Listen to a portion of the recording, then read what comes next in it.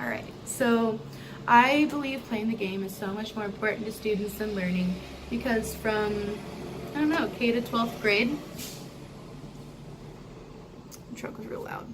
From K to 12th grade, you're taught that these are the grades you have to get. You don't get the grades, you don't pass. And I think students would much rather pretend they understand the information and pretend that they are taking in this actual knowledge compared to maybe taking a slightly lower grade and actually studying, because it's what's been drilled into our minds for years, you know? Like, I don't know, when you start kindergarten, like 4, you know, until you're like 18 in high school, it's what we're told every day.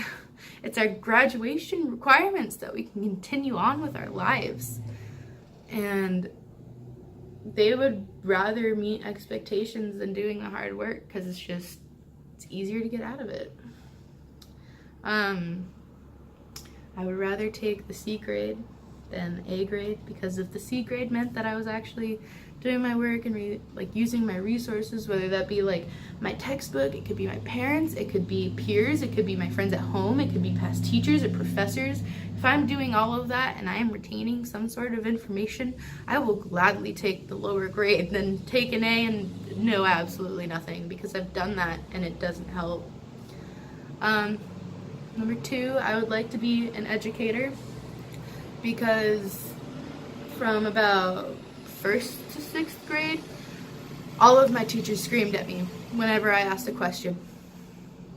I got to the point where I was so scared to ask questions in school, I would literally play the game to get out of it because I didn't want to ask them a question. I would cheat.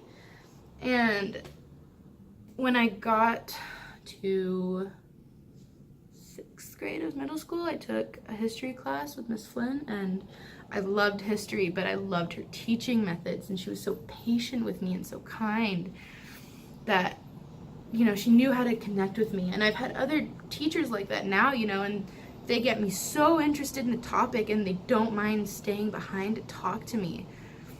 And that just inspires me, because I want to be that for a different student, you know, someone who is like me, who couldn't find the right answers. I would rather be that to them than the teacher that makes them play the game. And finally, I believe some of the most important characteristics of a teacher is being both patient and having a great work ethic. I've had teachers that took months to grade a quiz, and it was ridiculous because then I wouldn't get feedback on it and I wouldn't know where to improve. But I've also had teachers and professors that get it back to me the next day, and they sit down with me, they call me up to talk to me about it and why I'm not grasping the information. And it's their patience with me and their work ethic and their want to actually clarify these things for me that's something that I would want to have as a teacher. So